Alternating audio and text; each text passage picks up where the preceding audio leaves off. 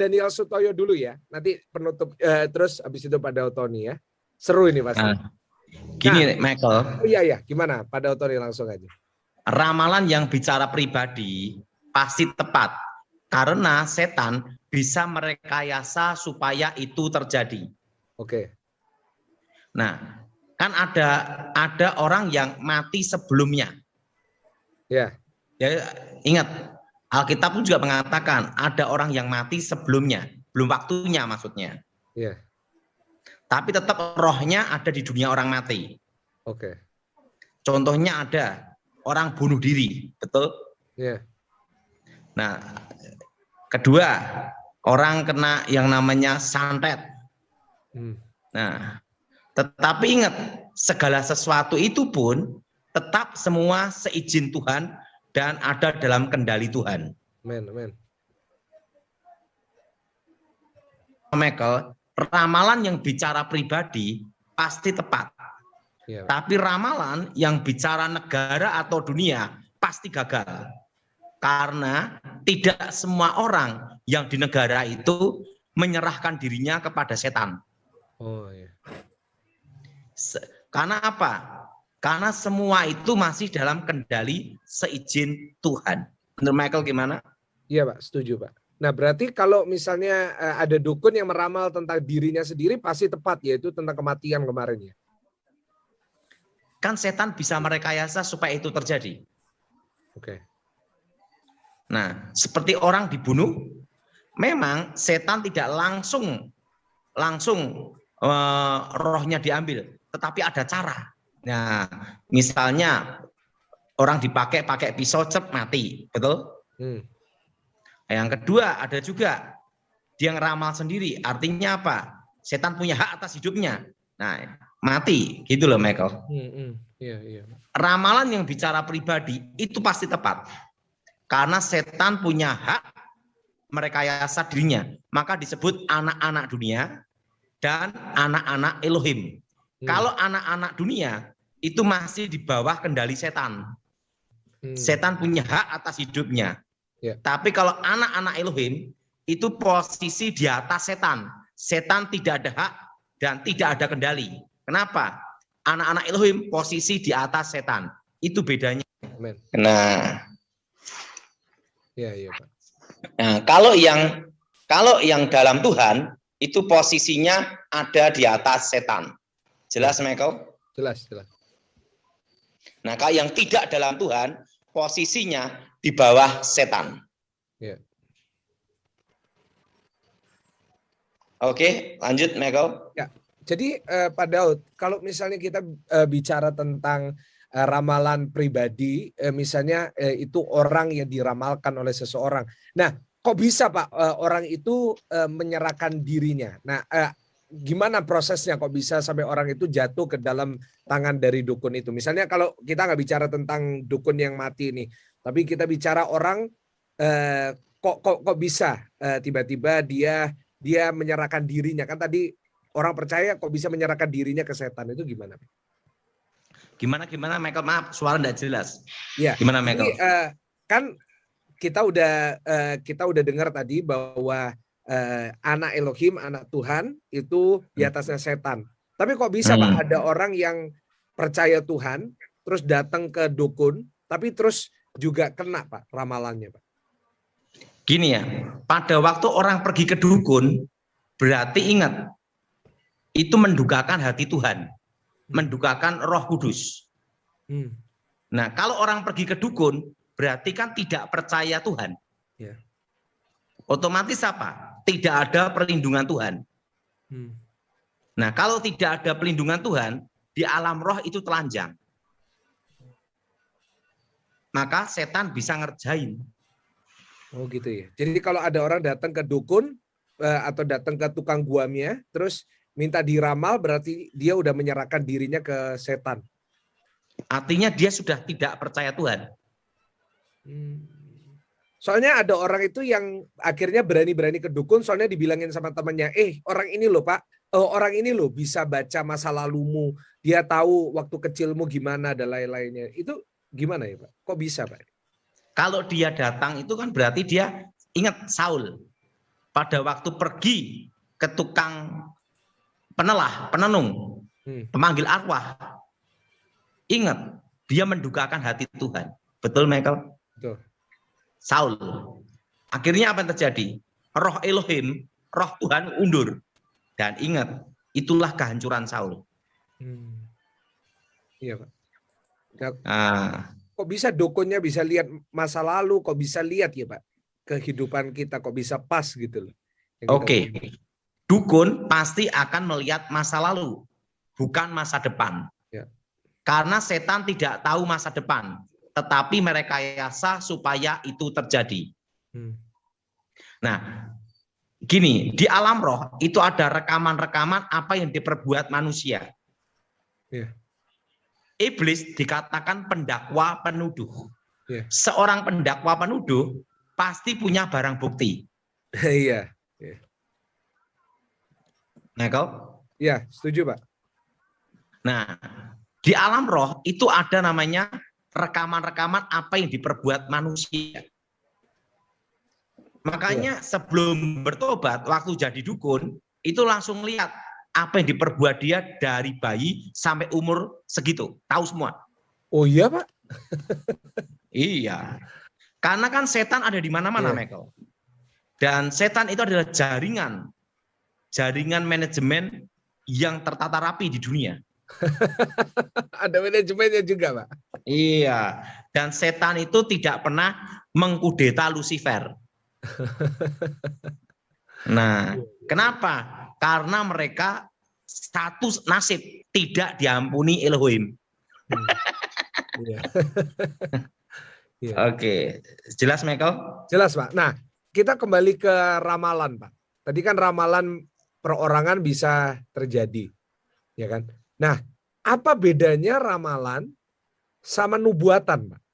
Nah, ini kan mirip-mirip, Pak. Kan ngomongin tentang masa depan. Nah, ini di mana nanti kita juga tanya sama Pak Daniel. Nah, menurut Pak Daud, terputus, Michael. Suaranya terputus, enggak jelas. Gimana, ya, sorry, Michael? Pak Daud dengar saya? Jelas ya. Sekarang. Nah, Pak, apa bedanya ramalan sama nubuatan? Nah, ini kan mirip-mirip, Pak. Nubuatan itu datangnya dari Elohim. Tetapi ingat, pasti terjadi. Karena Elohim tahu dari awal sampai akhir dunia. Beda dengan setan, ramalan itu adalah perkiraan. Memprediksi sesuatu yang belum tentu terjadi. Karena setan tidak tahu masa akan datang. Tapi ingat, kalau ramalan pribadi, setan bisa merekayasa supaya itu terjadi. Harus dibedakan di sini, Michael. Iya, Pak. Iya, Pak.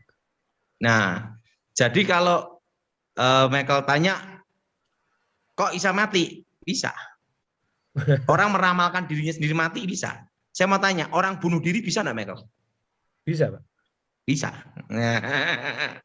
Kalau dia nyerahkan dirinya ke setan, ya ingat, setanlah yang akan merekayasa supaya itu terjadi. Kalau ini saya bicara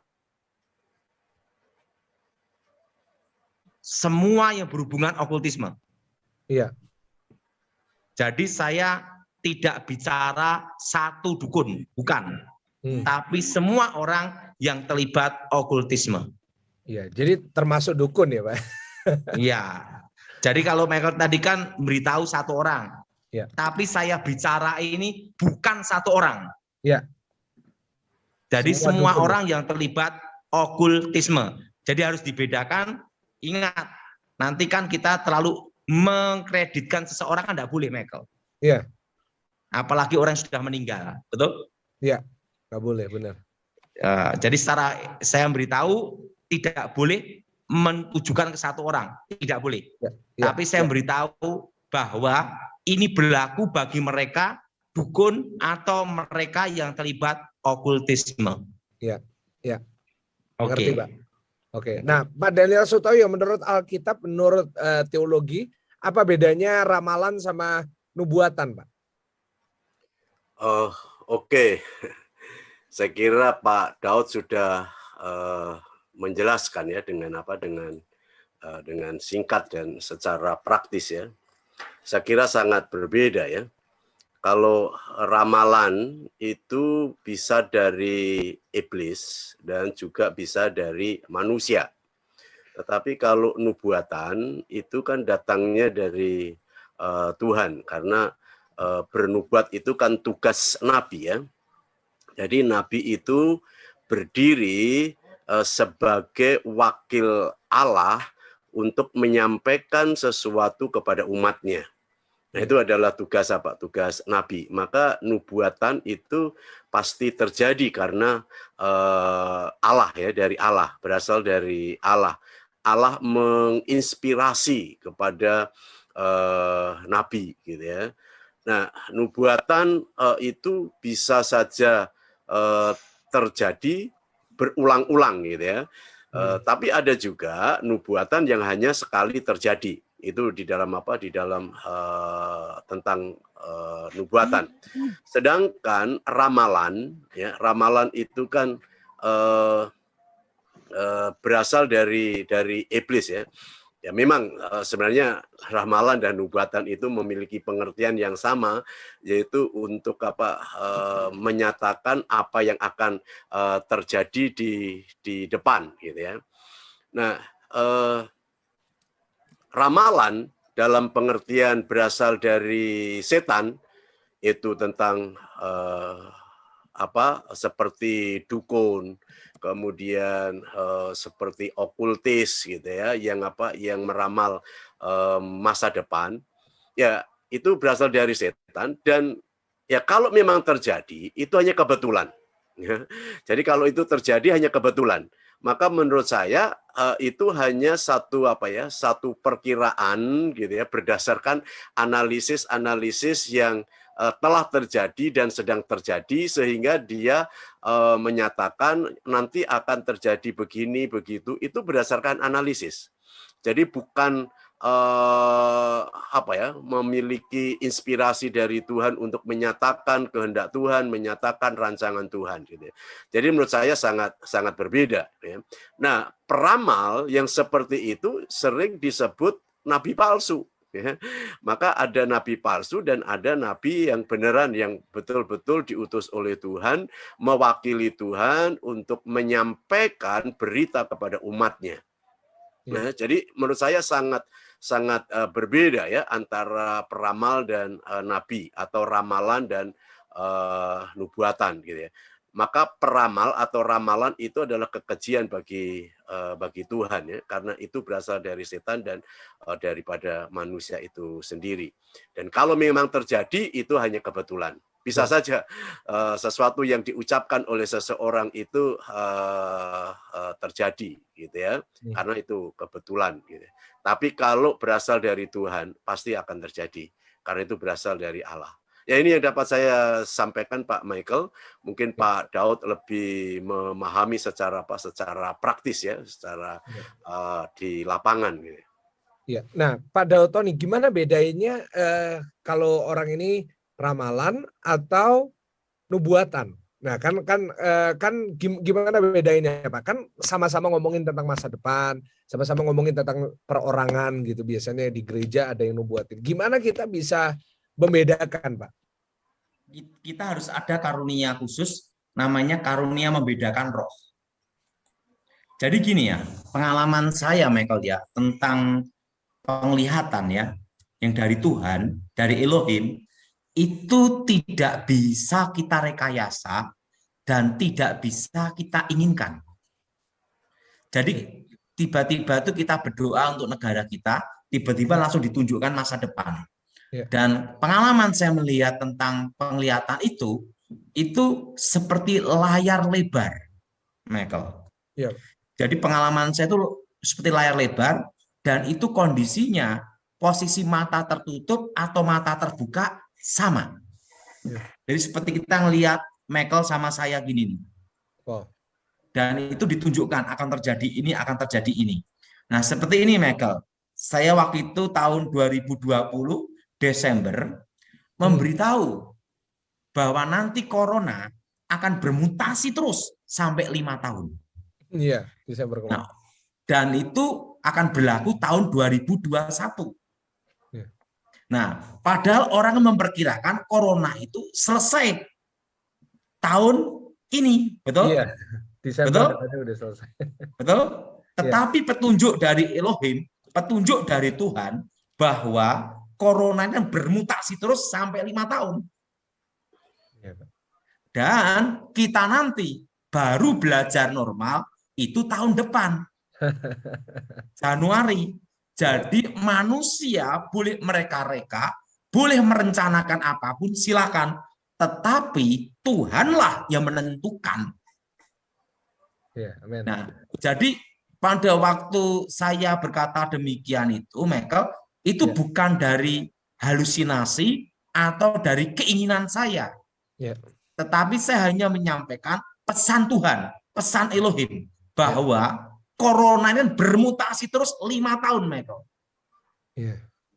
Dan 5 sampai 10 tahun, puncaknya error, dan ingat Michael, kasusnya akan jadi kasus virus flu biasa.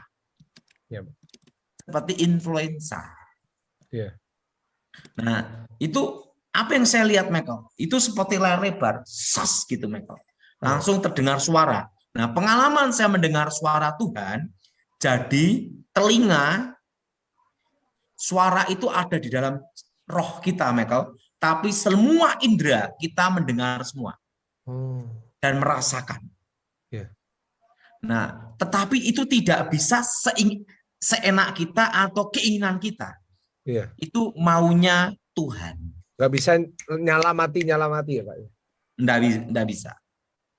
Nah, seperti sekarang ini, Michael, semua tentang nubuatan, tentang penglihatan, tentang diri saya, itu semua sudah tergenapi, Michael.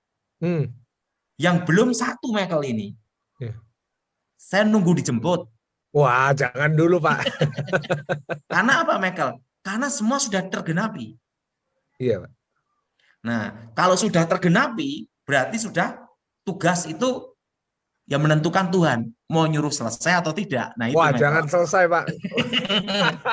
Makanya, Michael, saya pergunakan hidup saya sebaik-baiknya, Michael. Iya, iya, Pak. Nah, jadi Michael, ingat, Michael. Pak Daud pernah nggak ngalamin dinubuatin sama orang? Pak Daud kan sering nubuatin orang. Pak Daud sering maksudnya berdoa. Kenapa, Pak? Pak Daud? Gimana, Michael? Nah, Pak Daud pernah nggak didoain orang, dinubuatin sama orang? Ada ceritanya nggak tentang, atau cuma terima langsung dari Tuhan? Saya selama ini langsung menerima dari Tuhan.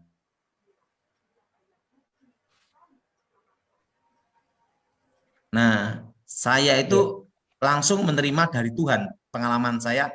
Dan kebetulan saya ini orangnya, maaf ya, Michael, dari kecil itu diajar tidak boleh percaya siapapun. Saya hanya percaya sama Tuhan Iya, Pak. dan diri saya. Itu aja, Michael.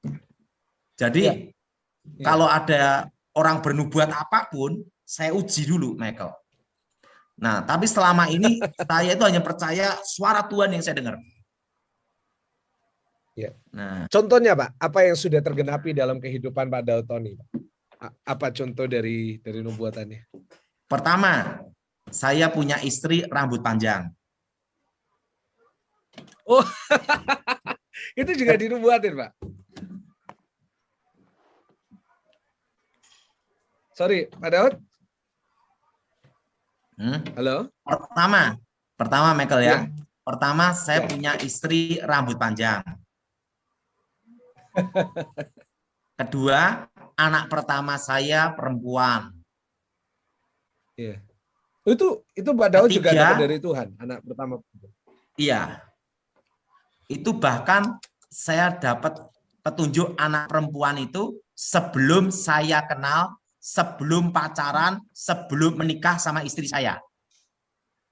Waduh, haleluya. Dan wajahnya pun sudah ditunjukkan, Michael. Jadi anak saya pertama itu saya sudah lihat wajahnya duluan. Felicia itu, Pak? Iya. Nah, ya, yang ketiga itu nubuatnya engkau akan menginjakkan kakimu di 3 benua. Iya. Dan sudah terjadi, Michael. Saya sudah di Australia, sudah di Cina, sudah di Korea, sudah di Hong Kong, sudah di New Zealand, sudah di Amerika. Bahkan saya sudah ke Israel kan, Michael. Nah, itu. Nah, dan yang keempat ada, Michael. Pak, ya apa, Pak? Engkau akan dikenal keempat penjuru mata angin di Indonesia. Wow, ya itu terjadi sekarang, Pak.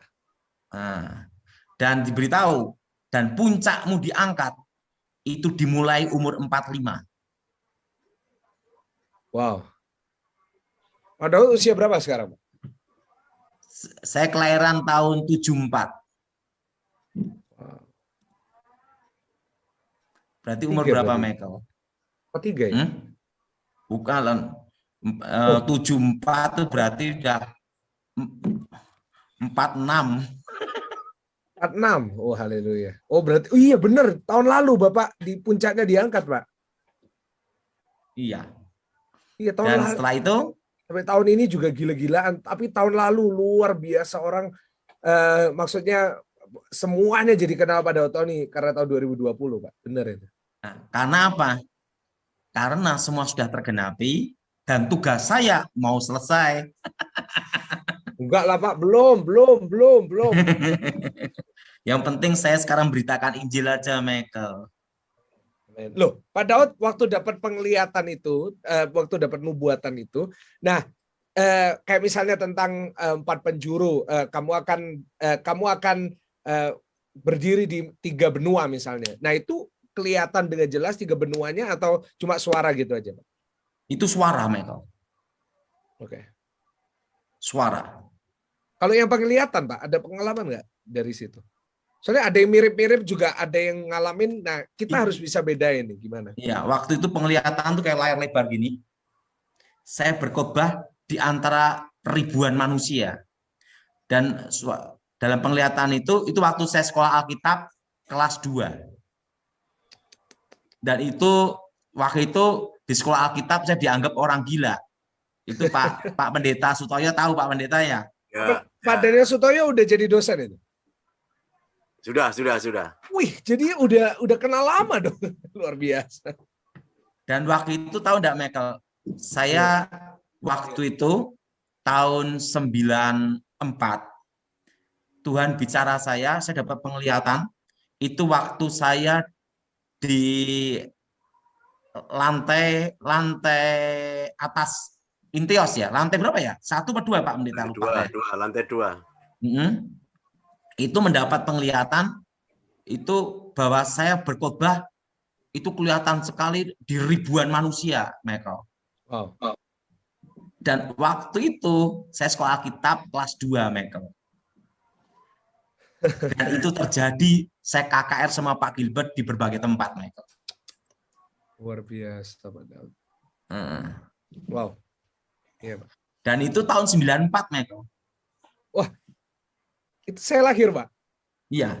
Kan saya khotbah itu kan zaman engkongnya Michael. Iya, benar, Pak. Wow. Nah, Michael umurnya berapa? Saya sekarang 27. Oke, 27. Saya mulai khotbah, Michael, pelayanan itu waktu umur 21, Michael. Asyik.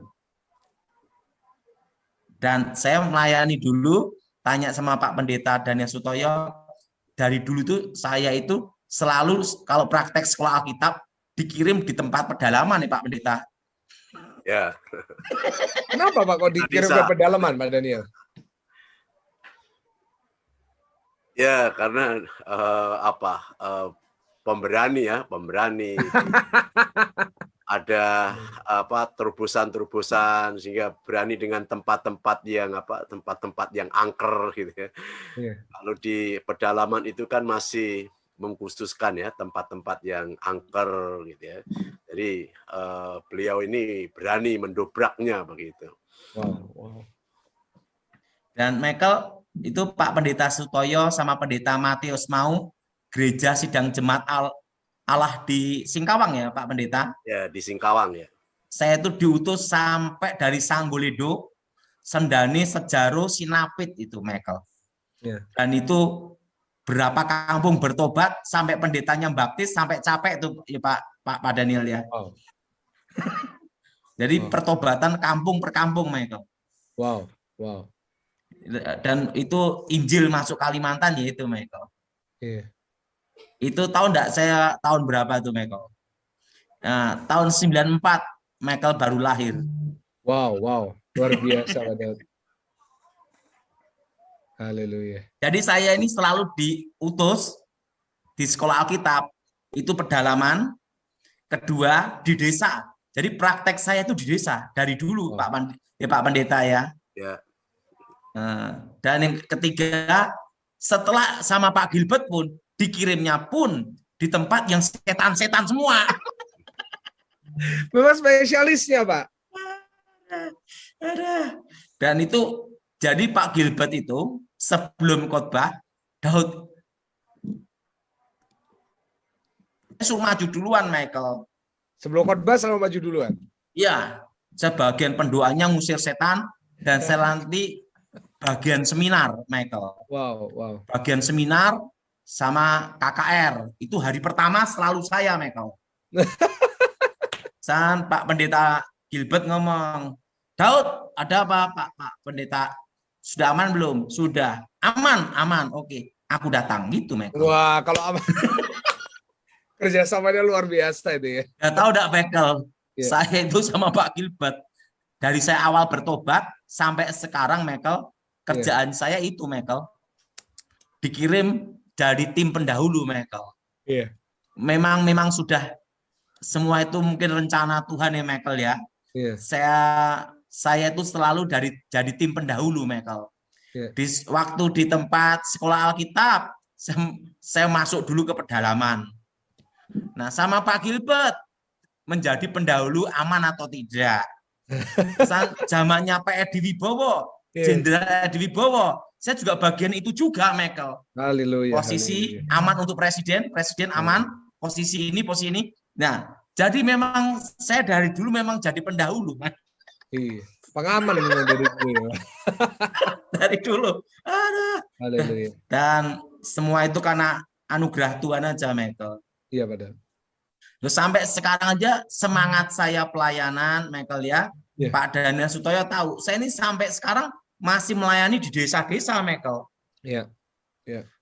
Dan saya kan khotbah di Wonogiri, di beberapa tempat. Nah, rencana ini kan mau buka di Wonogiri ya, Pak Pendeta ya. Di Praci. Di Praci. Jadi ini kita baru nyari tempat di sana, Michael.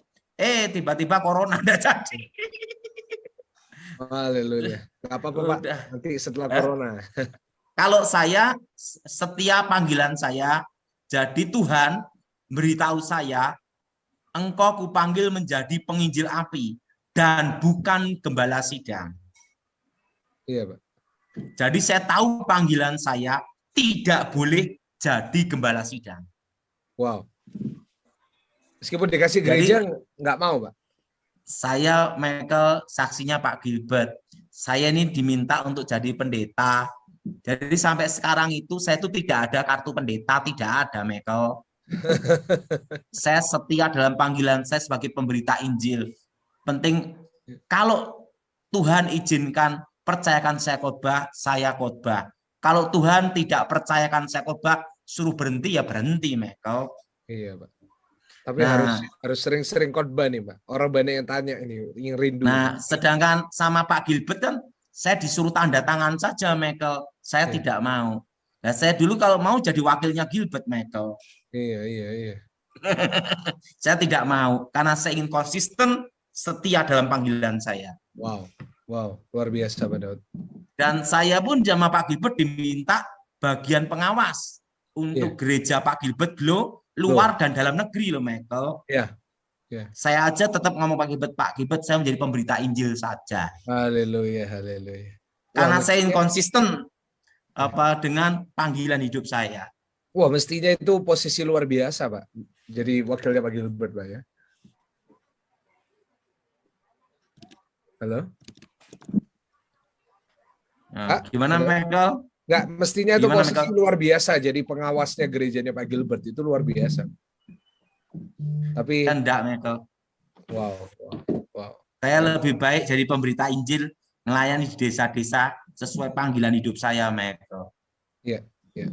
Loh, Pak, penglihatan sama nubuatan bedanya apa? Saya mau tanya sama dua-dua. Gini ya, kadang itu nubuatan dan penglihatan bersamaan, Michael. Tuhan bicara memberitahu masa depan, langsung melihat sesuatu. Tapi ada waktunya Tuhan itu hanya berbicara. Tapi penglihatan dan nubuatan itu kadang bersamaan, Michael. Itu tergantung maunya Tuhan aja. Iya, iya, iya. Nah, tapi kalau saya suruh jujur ya, Michael, ya, dalam hidup ini lebih baik kita ini tidak tahu masa depan, Michael. Iya, iya, iya. Jadi yang kita percaya rencana Tuhan indah pada waktunya. Iya, iya. Menurut Pak Daniel gimana? Setuju Pak Daniel?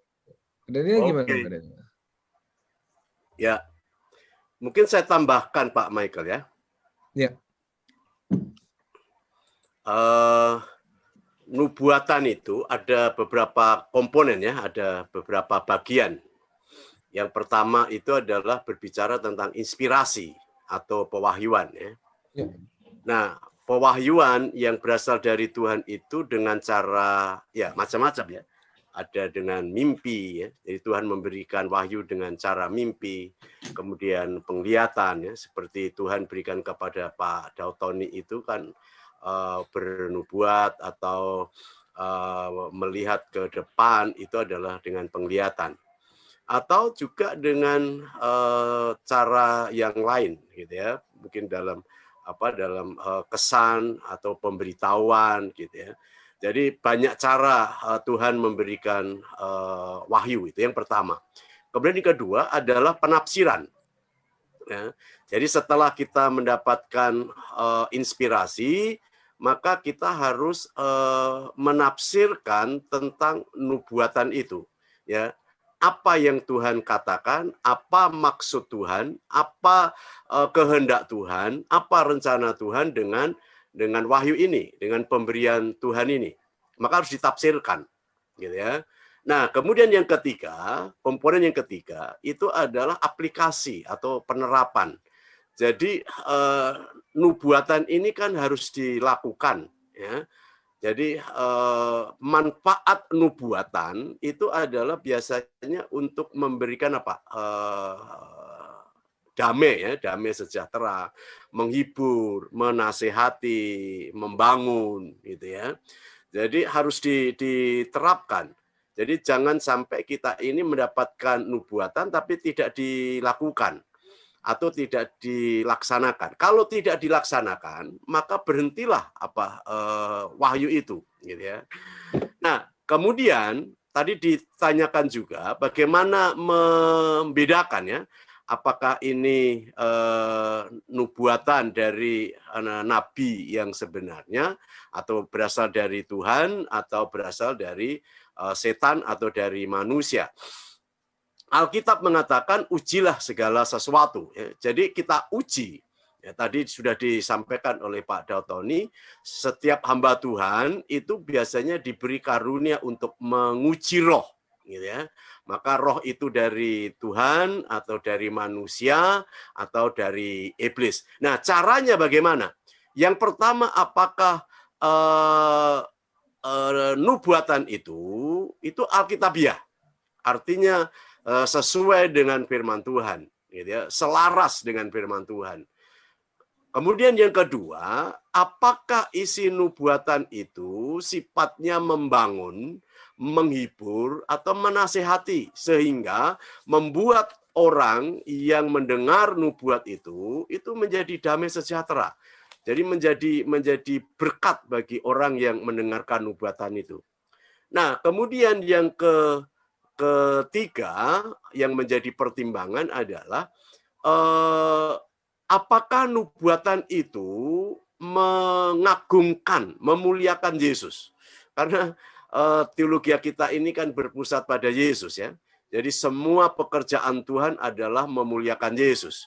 Apakah nubuatan ini memuliakan Yesus?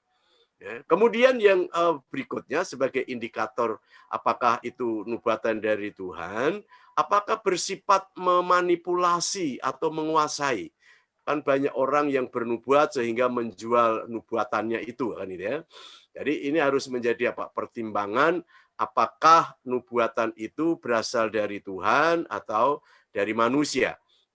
Nah, kemudian juga tidak lupa indikator bahwa nubuatan itu berasal dari Tuhan, siapa yang bernubuat, gitu ya. Jadi siapa? Jadi dilihat dari pribadi orang itu atau nabi itu. Biasanya orang yang bernubuat itu adalah orang yang dekat dengan Tuhan. Hidupnya berbeda dengan orang-orang pada umumnya, gitu ya. Nah, ini adalah indikator-indikator untuk membedakan apakah nubuatan itu berasal dari Tuhan atau berasal dari roh yang lain. Nah, ini pandangan saya tentang tentang menguji nubuatan. Ya. Jadi ada beberapa indikator, gitu ya. Karena yang berasal dari Tuhan tidak pernah merusak dan tidak pernah membuat orang itu tidak sejahtera dan sebagainya, gitu ya. Ya. Terima kasih Pak Daniel. Ya. Pak Daud pernah ketemu nabi palsu nggak Pak? Gimana Pak? Pernah. Pak Daud pernah ketemu nabi palsu. Pak Daniel juga pernah. Ya pernah. Coba saya mau tanya pengalamannya. Nah ini terakhir sebelum kita tanya jawab. Pak Daniel dulu. Pernah nggak ada pengalaman sama nabi palsu orang yang buat-buat nubuatannya Pak? Ya pernah. Jadi sering kami mendatangi persekutuan ya, hamba-hamba Tuhan, kemudian ya dia mengatakan istilahnya bernubuat gitu ya, tetapi tidak terjadi. Ya. Tidak terjadi gitu ya. Karena apa? Karena ya motivasinya nggak benar gitu ya. Motivasinya nggak benar karena ingin dipuji supaya dia ini adalah sebagai hamba Tuhan yang lebih rohani gitu ya, ingin atau terkenal Pak. Dengan Tuhan gitu ya. Jadi nubuatannya ya hanya nubuat omong kosong gitu ya. Ya. Maka perlu diuji gitu ya, perlu diuji. Maka indikator yang tadi saya katakan itu adalah sangat penting ya untuk menguji apakah itu. Daniel? Oh kok mati Zoom-nya. Oke Pak Daud, lanjut dulu Pak Daud. Gimana Pak Daud? Termasuk jemaat juga yang sering bernubuat gitu ya. Iya. Ya sering ketemu. Mati barusan. Ya gimana Pak? Internetnya barusan mati Pak. Bapak stuck. Oh gitu. Iya. Tapi jadi ada pendeta di persekutuan doa yang salah ya Pak ya. Palsu ya Pak. Ya ada ya bernubuat palsu gitu ya. Ya. Oke, terima kasih Pak. Jadi kita harus hati-hati ya di persekutuan-persekutuan. Nah, Ya, kalau Pak Daud, pernah nggak? Sering. Ada nggak satu cerita yang paling nggak bisa dilupakan Pak Daud? Ada waktu di Surabaya. Sorry Pak Daud, masih seorang internet. di Surabaya. Halo, sorry Pak, bisa diulangi lagi? Pak Daud? Ada pernah kejadian di Surabaya. Ya. Dia ngakunya hamba Tuhan. Ya. Dia bernubuat, tapi kedua dia setiap mendoain keluar barang-barang Michael. Oh ya? Nah, waktu itu langsung saya doa, saya tangkap basah tuh Michael. Oh ya? Bapak tangkap basah terus gimana? Saya pegang tangannya waktu setannya ngasih barang di tangannya. Setannya ngasih barang di tangannya? Iya. Gimana itu Pak? Ceritain lebih detail Pak. Gimana Pak? Itu waktu itu kan di Full Gospel ya Michael ya. Diundang di Full Gospel untuk uji seorang yang ngakunya hamba Tuhan. Nah, langsung saya karunia penglihatan dalam hidup saya melihat waktu jin itu ngasih sesuatu di tangannya. Langsung saya tangkap. Oh iya? Wow. Kedua, pada waktu pernah ada orang yang bernubuat tapi dari setan itu pernah nyusup di Inteos Michael, sekolah Alkitab. Iya. Langsung setelah itu didoain pelepasan. Iya.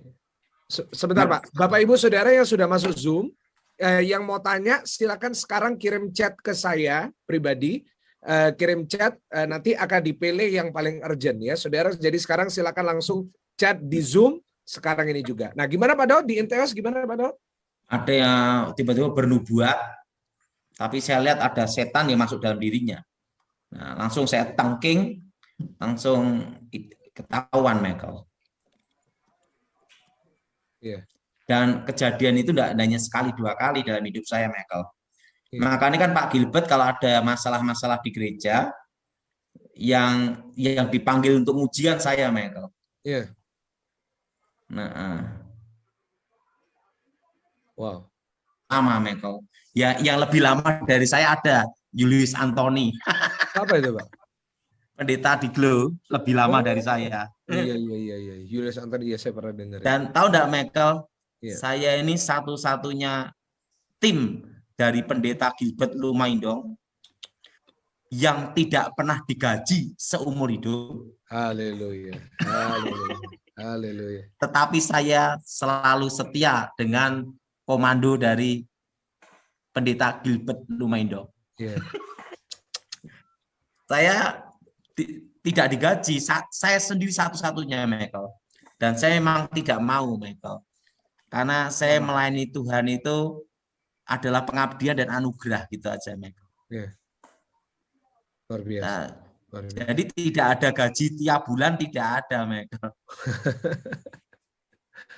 Tanya Pak Gilbert sendiri boleh. Iya. Loh, Pak, jadi ada pendeta yang pakai jin, Pak. Dalam tanda kutip pendeta, Pak. Ngakunya pendeta, terus ada jin. Ngakunya hamba Tuhan. Gitu. Itu kejadian di Surabaya. Surabaya, Pak, di kota saya. Haleluya. Kalau gini, Michael, dalam hidup saya, dalam melayani Tuhan ya, Michael ya, tidak usah neko-neko lah, cari sensasi, janganlah. Ya, setuju. Karena gini, Michael, waktu saya tugas di pengamanan khusus dulu sama Pak Edi Wibowo, kan memberitahu masa-masa akan datang juga, Michael. Dan satu pun tidak ada yang meleset, karena itu datang dari Tuhan, Michael. Terus saya sama beliau 10 tahun loh, Michael. Jadi kalau di lokasi sebelum terjadi sesuatu, izin langsung ini. Ada suatu cerita nih, Michael ya. Iya, Pak. Tentang pengamanan khusus ya. Waktu itu ada seorang jenderal minta saya, ya saya tahu itu ujian untuk saya, Michael ya.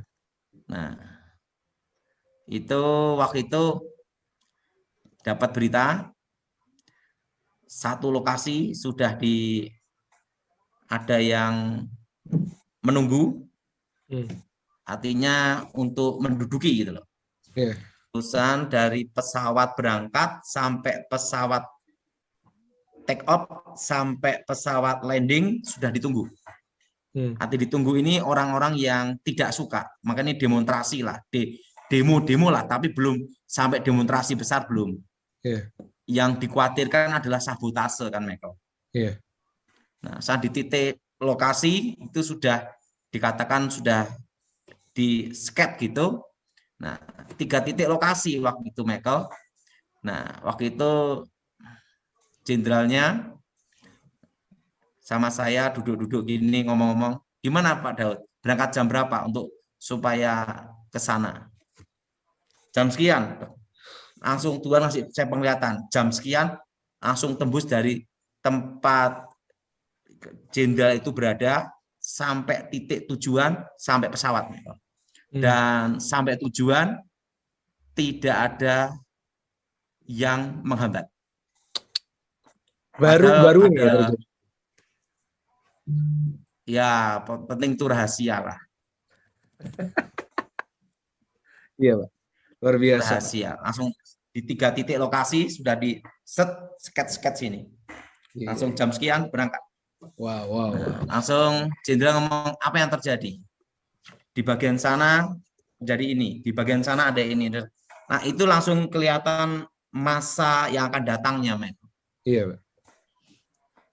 Jadi pergerakan nanti di mana, di bandara gimana, untuk lolos gimana itu sudah ada pergerakannya semua, Michael. Iya. Dan itu kan saya tugas pengamanan kayak gitu kan tidak hanya sekali, Michael. Iya. Banyak, Michael. Luar biasa. Nah, dan saya itu kalau tugas dulu, Michael ya, saya itu satu-satunya yang tidak pakai senjata api maupun senjata tajam. Haleluya. Nggak takut Pak gitu. Saya hanya Nggak takut, ya, nggak pakai senjata. mengandalkan Tuhan. Haleluya. Kedua, saya hanya berdoa. Oh, sudah jadwalnya mati juga. Berangkat, Michael. Ya Pak, luar biasa. Pak Daud, kita tanya jawab ya, soalnya waktunya udah mepet. Oke. 3 pertanyaan. 3, Michael ya. Ya, haleluya. Silakan, Lena, Australia. Silakan. Halo, apa Iya. kabar? Iya. Mau nanya buat Pak Pak, Daud. saya izin mau ke toilet sebentar. Hai, Pak Daud, ini Lena dari Australia mau nanya. Gimana, Lena? Saya banyak susah hidupnya. Saya mau tanya, mungkin saya ada kutuk dari ayah saya. Coba Iya. dekatkan mata di kamera. Iya. Ini bukan masalah kutuk. Hanya Iya. ibu yang kurang berhikmat. Oh, Artinya kasih. ibu harus mulai berhikmat. Ini bukan masalah kutuk, lain. oh puji Tuhan. Ini bukan masalah kutuk. Ini kasusnya lain.